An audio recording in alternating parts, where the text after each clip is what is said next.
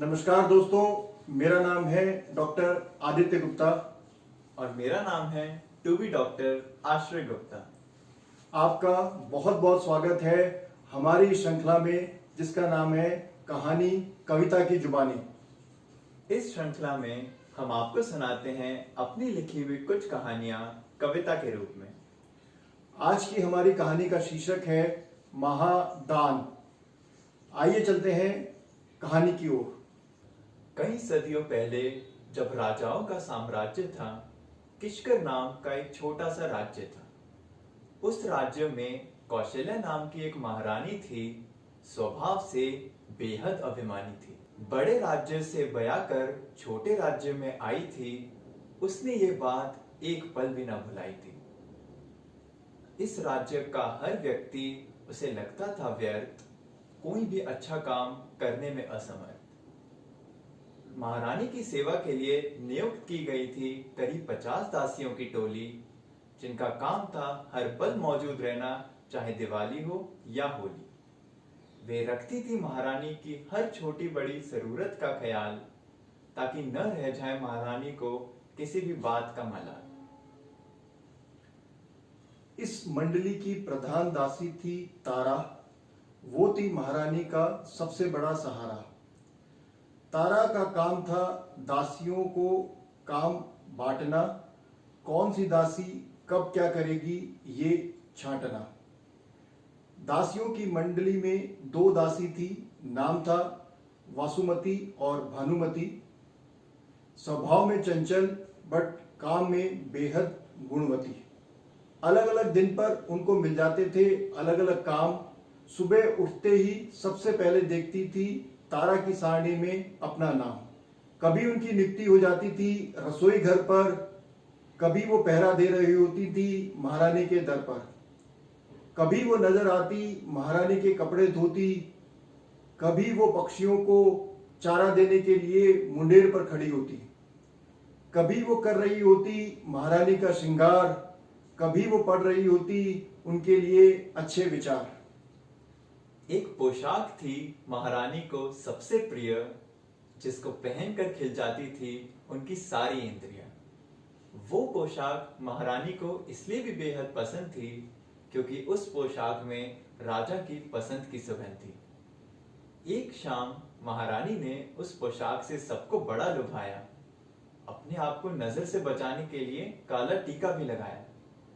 उसके बाद महारानी ने वो पोशाक तारा को धोने को दी, उसको ध्यान पूर्वक संभालने की हिदायत भी दी।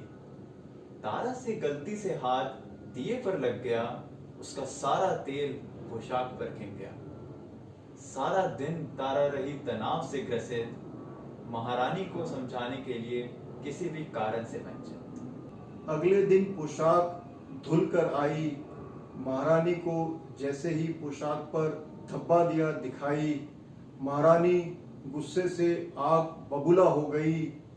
कैसे किसी ने खराब कर दी उनकी पोशाक नई। तारा महारानी के गुस्से से डर गई, एक लंबी फटकार के एहसास से भर गई। बोली, धुलाई के दौरान लगा है ये निशान, उसे इस बात का कोई नहीं ज्ञान। महारानी ने पता लगाया उस दिन थी धुलाई में किसकी नियुक्ति। आज वो नहीं लग रही थी किसी भी युक्ति से रुकती। पता चला उस दिन धुलाई पर थी वसुमती और भानुमती। अब कोई नहीं बचा सकता था उनकी दुर्गति। अपनी बात कहने का न उन्हें कोई मिला अवसर। 50-50 कोड़ों की उनको दे दी गई खबर।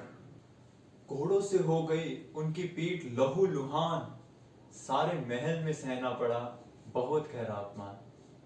महीना भर लग गया उनको स्वस्थ होने में, सारा सारा दिन बिताया उन्होंने अकेले रोने में। भानुमती थी प्रतिशोध की प्रबल भावना से भरी, उसको हर पल याद आती थी अपनी वो हालत अधमरी। उसने वासुमती से कहा, हमें इसका बदला लेना होगा, तारा को उसके कुकर्मों का परिणाम देना होगा। वासुमती न मानी, बोली, मुझे नहीं करना कोई किस्सा नया, पिछले जन्म का कोई ऋण होगा जो अब चूक गया। तो भानुमती बोली, यदि न हुआ पिछले जन्म का कोई ऋण, और इस जन्म का क्या जब इतना गया छिन? वासुमती बोली, तो ईश्वर अपने आप कर लेगा हिसाब। मैं क्यों हूं उसके काम को करने के लिए इतना बेताब? भानुमति न मानी, उसके अंदर थी प्रतिशोध की अग्नि प्रज्वलित। ढूंढने लगी मौका, मैं कैसे करूं तारा का अनहित। ढूंढते ढूंढते उसे मौका मिल ही गया। प्रतिशोध की जलन ने उसे बना दिया था निर्भया। महारानी सप्ताह में 2 बार बालों में तेल लगाती थी और ये काम वो सिर्फ तारा से करवाती थी। एक दिन भानुमति ने अपना काम कर लिया। उसने महारानी के तेल में धतूरे का रस मिला दिया। तेल लगाते ही महारानी के बाल गए जल। कई कई जगह पर रंग बदलकर हो गया काले से ध्वल। महारानी गुस्से से हो गई पागल, जैसे फट गया हो कोई बारूद का बादल। उन्होंने तारा को देश निकाले का हुक्म सुनाया। एक सैनिक उसे तुरंत जंगल में छोड़ आया। तारा की जमीन जायदाद सब जब्त हो गई। वर्षों की साख एक पल में खो गई। भानुमति को मिल गया अपना प्रतिशोध, अब जाकर शीतल हुआ उसका क्रोध। कुछ दिनों वह बहुत खुश रही, बहुत शौक से करती रही नई प्रधान दासी की कही। धीरे धीरे उसको तारा का ख्याल आने लगा। वो जिंदा भी है या नहीं, ये विचार सताने लगा। उसने कईयों से पूछा, तारा की कोई खबर है या नहीं? हर किसी ने यही कहा, हमें तारा की कोई खबर नहीं।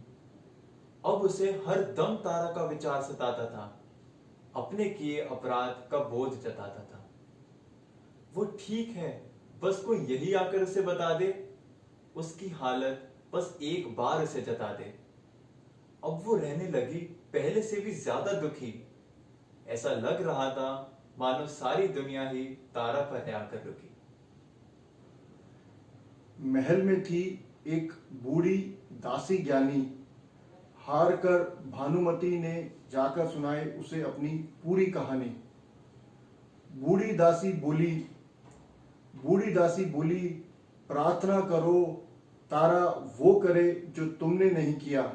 प्रार्थना करो तारा वो करे जो तुमने नहीं किया। तुम्हें वो दे जो तुमने उसे नहीं दिया। तुम्हें वो दे जो तुमने उसे नहीं दिया। हर किसी के लिए ये करना आसान नहीं। हर किसी के लिए ये करना आसान नहीं। पर इस धरती पर क्षमा से बड़ा कोई दान नहीं। इस धरती पर क्षमा से बड़ा कोई दान नहीं। उम्मीद करता हूं आपको हमारी कहानी पसंद आई। यदि पसंद आई तो कृपया लाइक का बटन दबाएं, और अगर आपने हमारे चैनल को सब्सक्राइब नहीं किया है तो तुरंत उसे सब्सक्राइब भी कर लें। आपके इसी सहयोग से हम लेखकों को और लिखने का प्रोत्साहन मिलता रहता है।